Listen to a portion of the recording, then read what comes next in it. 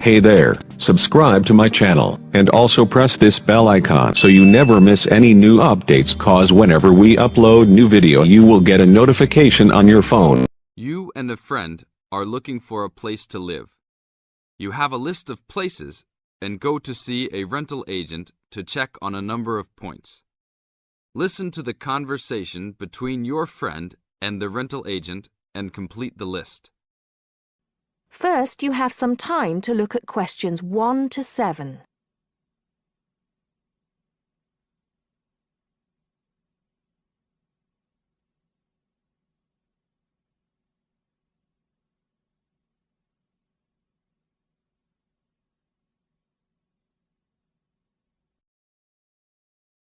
Listen carefully and answer questions 1 to 6.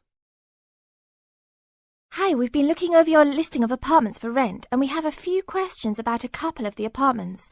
Can you help us? Sure.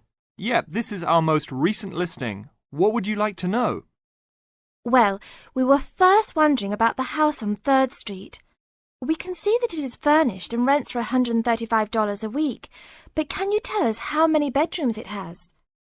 Let's see. In addition to the den, it has 3 bedrooms. What about the one on Route 9N? It looks like it's big with a library and a deck, but it doesn't say how much it costs or anything else about it. Oh yes, Mrs. Gaylor's apartment. That one is actually only a 10-month rental and it is going for $156 per week. It's quite a nice place. She only rents for 10 months each year because of horse racing season. Then her relatives all come to stay, so tenants have to move out. It's a little bit inconvenient, but past tenants have really enjoyed their stay there. Oh, well, we need it for a full year. I guess that one is out. How about the rental on Broen Drive? How many rooms does that one have? As it says on the list, it has 2 bedrooms and a private kitchen and bath. But it's actually a very small place. That's why it's a bit cheaper. Oh. Well then, what about the one that has 3 large rooms? Who is renting that property? That one is a good deal. Mr. John Smith is renting it. But he's quite eccentric and he has a strict rule about no pets. How about cats? Nope, absolutely no pets. Well then, how about this studio apartment rented by Mr. Bo Jensen? How is that one? That ad is actually a bit deceptive. The studio apartment is the whole upper floor of an older house. It's actually very large and, at $45 a week, quite affordable. And it's near campus. I think I'd like to check that one out. Do you have a telephone number that we can call? It's not on the list? Oh, it isn't. Here it is. You should ring area code 518 and then 543-7790. Thanks. I think I'll call on that one first. Your friend decides that he would like to talk to Mr. Bo Jensen. Before you hear the rest of the talk, you have some time to look at questions 8 to 10.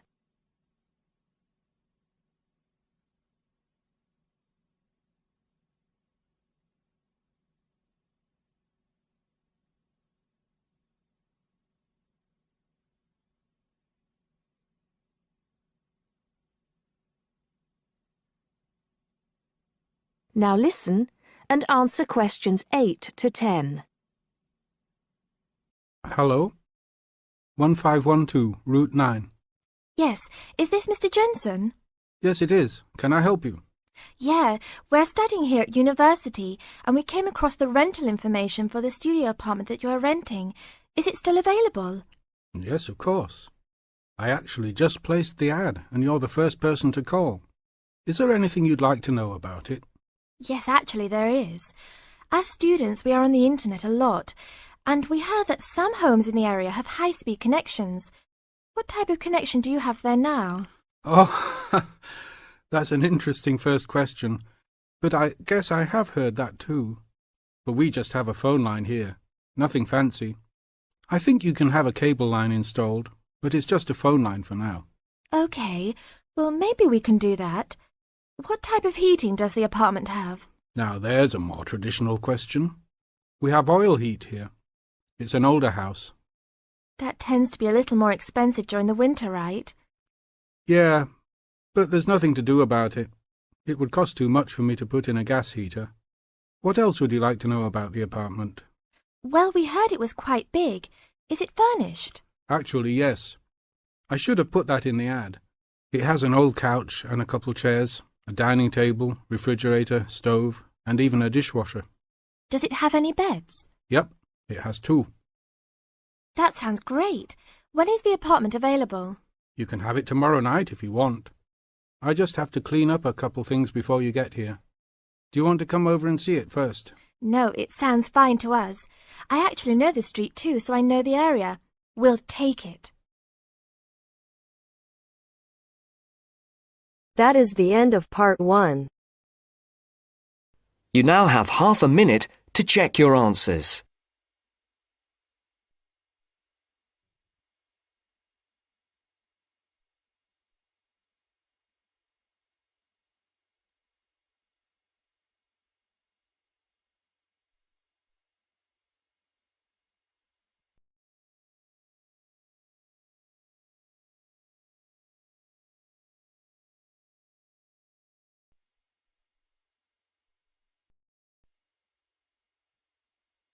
Now turns to part 2.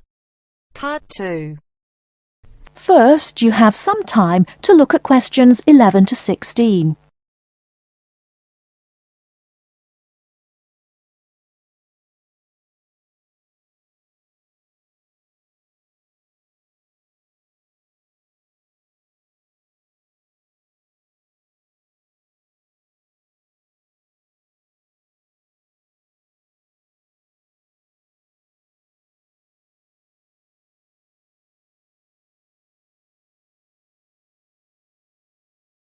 Now, listen carefully and answer questions 11 to 16.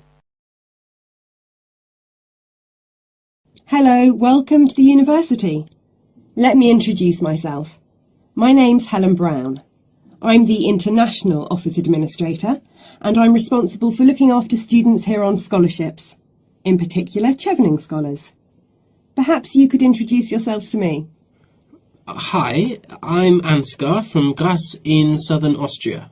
And my name is Magali. I'm from a town near Montpellier, France. It's a pleasure to meet you. Pleased to meet you too. Nice to meet you. So, let's get started. I'm going to tell you about the schedule for today. Today is your orientation day at the university, and it's going to begin in half an hour at 10 o'clock with a speech from the Vice-Chancellor welcoming you to the university. That's very nice. Where is it? It's in the main hall on floor 3. Okay, but how do we get there? From here, the International Office, go down the corridor, past the lecture theatre and student common room. Then you'll be at the main entrance and you'll see the lift to your left. Take the lift to floor 3 and the main hall entrance is after the buffet. Okay, floor 3 after the buffet. I can always find my way to food.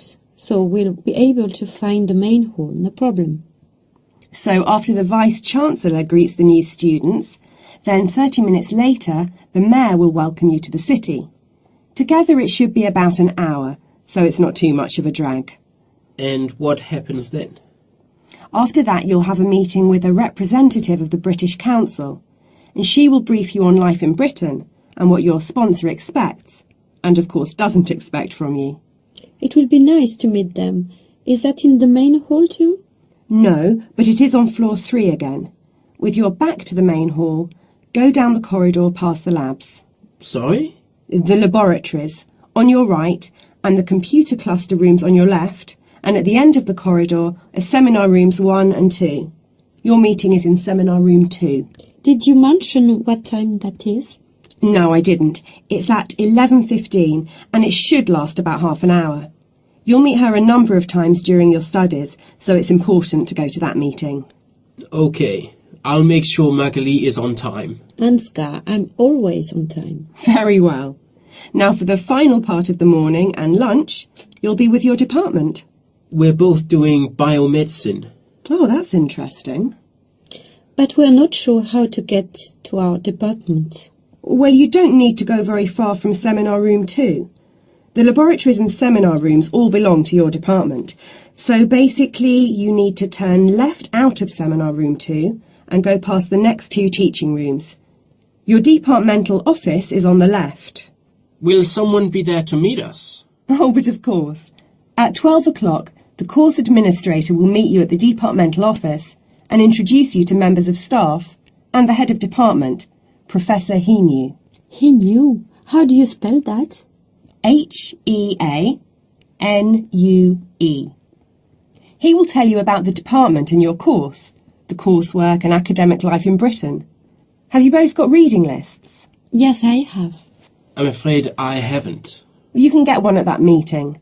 Then finally, as it's your first day, you'll have lunch with the department staff in the refectory from 1 to 2. Oh, that's really nice. Great. There's just one more thing. In the afternoon, you have the chance to meet other international students in the main hall again. And you can ask them about their time at the university. That's from 2:30 onwards. I'm looking forward to that.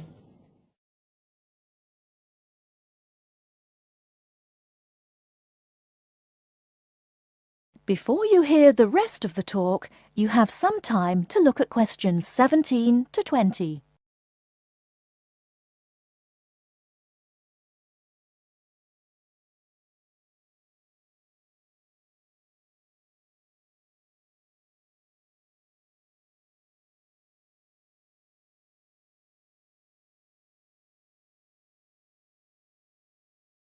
Now listen and answer questions 17 to 20. So you're thinking of opening a bank account with us? That's right. And you are an international student at the university? Yes, I am. And how did you hear about us? From Student Services. They gave me a list of banks near the university, and I chose this one because you have a branch near campus and a student advisor at the bank. Yes, I'm part of the student advice team. There are 3 of us here. Right, now I'll go over the services we offer to international students, and then we can go through a few details before we set up your account. Okay. We can offer you a current or cheque account and a savings account. Do you pay interest on the current account? We do, but not very much, about 1.5%. You get a much better interest rate on the savings account, around 4%. We also give you a free overdraft facility. I'm sorry? If you run out of money, we allow you to spend more money than you have in your account. That's the overdraft. But you can only take out up to £100. If you need more than £100, then you must tell us before you take any more money out. I see. Now, once your current account is open, then you can set up direct debits for any regular payments you need to make. Could you tell me how that works? Well, for instance, let's take your mobile phone. You have to pay a certain amount every month for it. Yes. So you can tell us to pay that amount each month and we'll do it automatically for you. I see. As soon as your account is open, we will send you a debit card, which you must sign immediately and keep in a safe place. Then a day or 2 later, we'll send you a personal identification number. A PIN number? Yes, and you must keep the number secret. You can change it if you like when you use it for the first time, but if you change it, you must remember the number. If you forget or lose the number, then we have to send you out a new card and a number for security reasons. Okay. The next thing you could do is open a savings account. If you know you have to save a certain amount of money to pay your accommodation or course fees, we can open a savings account for you to put aside some money each week or month. How can I do that? You can manage your accounts in one of 4 ways. You can come into the bank here on the university campus and tell us what you would like to do, or you can call us on 08457 004 004 and instruct us what to do over the phone. That's 24 hours a day, 7 days a week. Alternatively, you can manage your account over the internet. I see. You have to go online and register at our website at www.hsbc.co.uk/online-banking before you can use the service.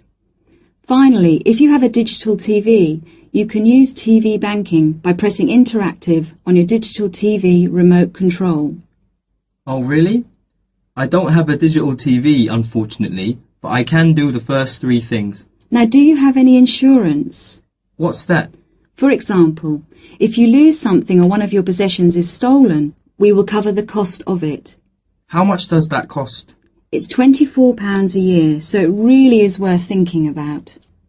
I don't need to think about that. I'll take out insurance. I'll arrange that for you as soon as your account is open. Now, would you like to go ahead and open an account with us? That is the end of part 2.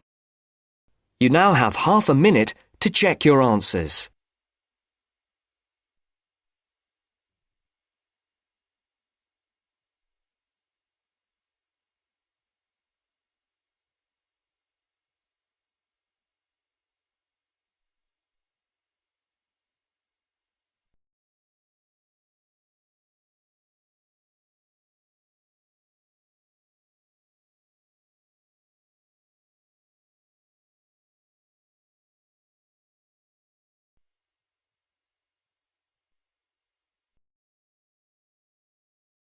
Now turns to part 3.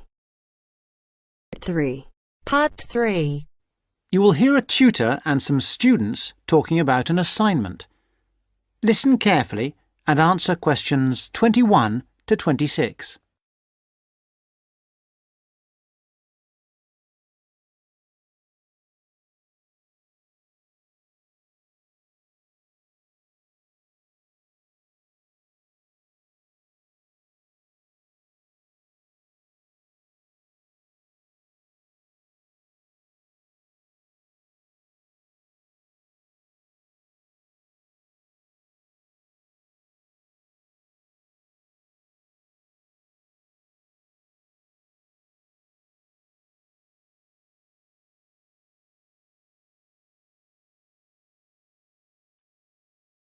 Come in. Sit down. Good to see you. Hello. Hello. Now, this assignment. The best thing we can do, I think, is to think how we can approach it. The main point is to investigate television, but not what's happened in the past. I was thinking that it would be necessary to go over the new media first and then... Yes, that's a way to make a start, but you need to do that quite briefly. But it's quite a complex topic. Yeah, I agree, but the emphasis must be on the future development of television as a cultural phenomenon. Yes. I've been reading the talk by Ashley Highfield. All right, and what do you take from that? What are the things that are competing with television? Well, to start with, there is the games console. Then there is the personal computer and the internet. Then again, the mobile phone with its capability of games and puzzles. And of course, internet access. Lastly, there is the iPod with the possibility of listening to music wherever you go. Good, you've understood that. Now, which of these presents the greatest competition for television? Well, according to the research, it's video games. Yes, that's true at present, but in the future... I think the phone will present the greatest threat then. And why? Because it's mobile, portable, and it's developing fast. Yeah, I think you're right. You need always to look to the future and try to assess how things will develop, as we said. Good. Now, you need to move on to the new social trends in connection with television. Is one of them the idea that programmes might become shorter and shorter? Ah, yes. The average programme might be 10 minutes. Or even less. Just mini-programmes, say 4 to 5 minutes long. Now, do you think you can get access to all the materials you need? The problem at the moment is the library. Oh, yes? What's happening there? There's a tremendous amount of noise because of the new extension they are building. It's quite impossible to work there. They are stopping work for a week next week, I believe, and then all the sections will be open. There's a hold-up because some roof tiles have not arrived, so there'll be peace for that week. But then after that, the media studies section will be closed for a week, and all the noise and dirt will start up again. Yes, the sociology section will be open, and there's some good stuff there for you on this topic, and it's further away from the noise. Yes, I don't think the sociology section is affected at all, and neither is the journal section. No. Obviously, they're rotating the closures, and it was sociology's turn to close for a week last term. I think we should make a complaint. Yeah, I think you should. I've had a word with the library staff. They are very sympathetic, but... They are affected by these works just as we are. If I were you, I'd make a complaint directly to the Premises Committee. They only meet once a year, but in fact I know they're having a meeting next Tuesday. You might like to make contact with them, but don't say that I suggested this. Yes.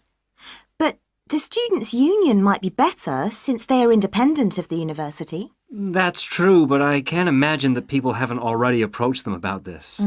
Let's try the Premises Committee. Good idea. Why not? OK. Now, don't forget I need a copy of your dissertations by email and 2 copies in print, that is, on paper. If you give the reprographics office 24 hours notice, they'll make copies for you. And if you give them my details, they'll send those copies directly to me. They won't send copies to you, so you'll need to take your own copy personally from them.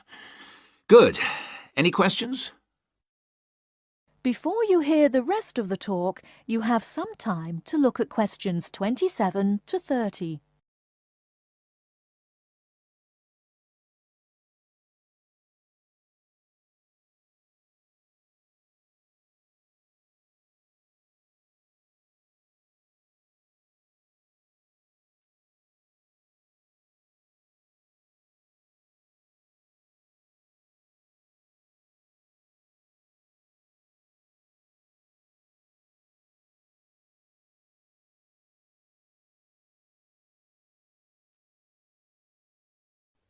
Now answer questions 27 to 30.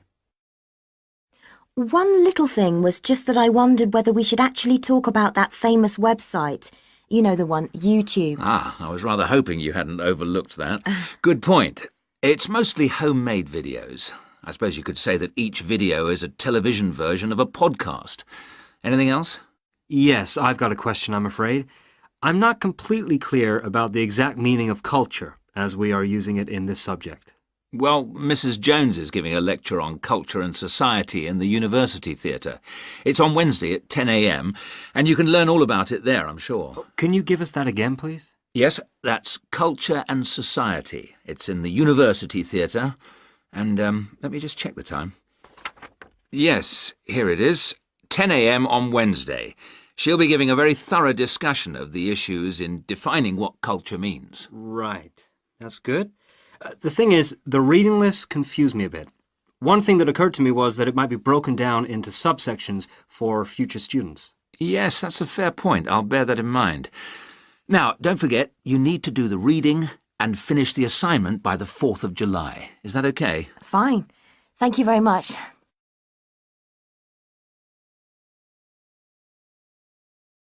That is the end of part 3. You now have half a minute to check your answers.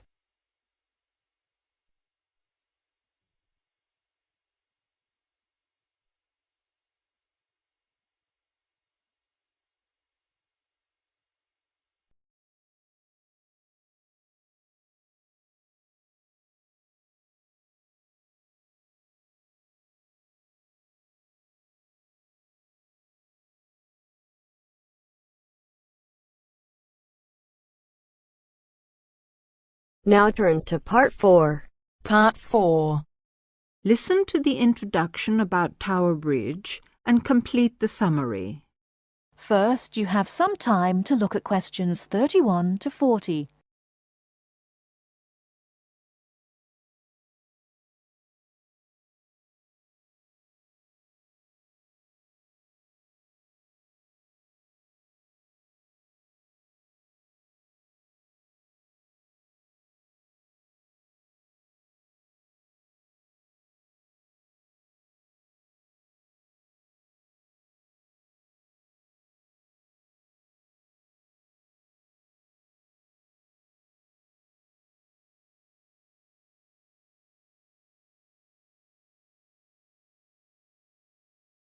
Now, listen carefully and answer questions 31 to 40.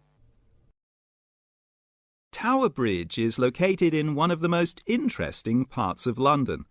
On either top of the tower, you can get a bird's-eye view of the wonderful scenery all round Tower Bridge. On its south side are many tall old buildings, On its north side stands the Tower of London itself. But Tower Bridge, the first bridge over the Thames, as you travel to London from the sea, is the most famous of them all. Although they look the same age, the tower is almost 1,000 years old, and Tower Bridge, which was built in the 1890s, is just over 100. Because of the tall ships up and down the Thames, it was proposed in 1850 that a bridge across the Thames near the tower was most necessary. However, the designers argued about the new bridge for about 30 years. They took so long because they had two big problems. One is that the new bridge must look like the old tower, and the other is that the bridge must not look like a modern bridge. They made it look like the old tower, so everyone was happy. Besides, the most surprising thing about Tower Bridge is that it opens in the middle, while big ships are going through to the Pool of London. If you're lucky enough to see the bridge with its two opening arms high in the air, you'll never forget it. The bridge took 8 years to build and cost £900,000, a lot of money in those days. But it was a wonderful success and became a famous tourist attraction in London on the day when the bridge was completed.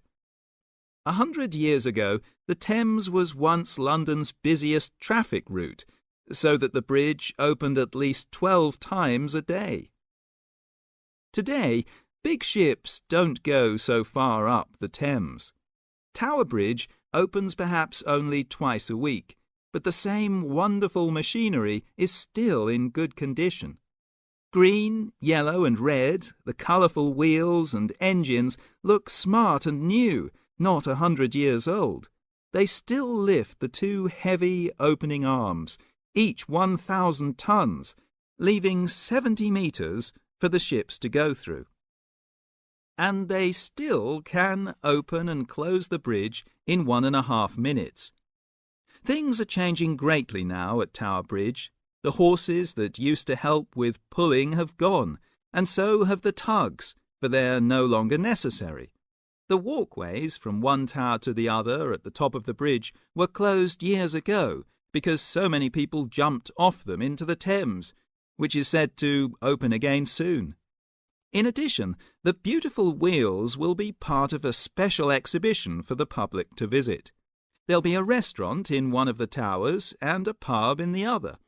But whatever happens in its exciting future, Tower Bridge will always mean London. That is the end of part 4. You now have half a minute to check your answers.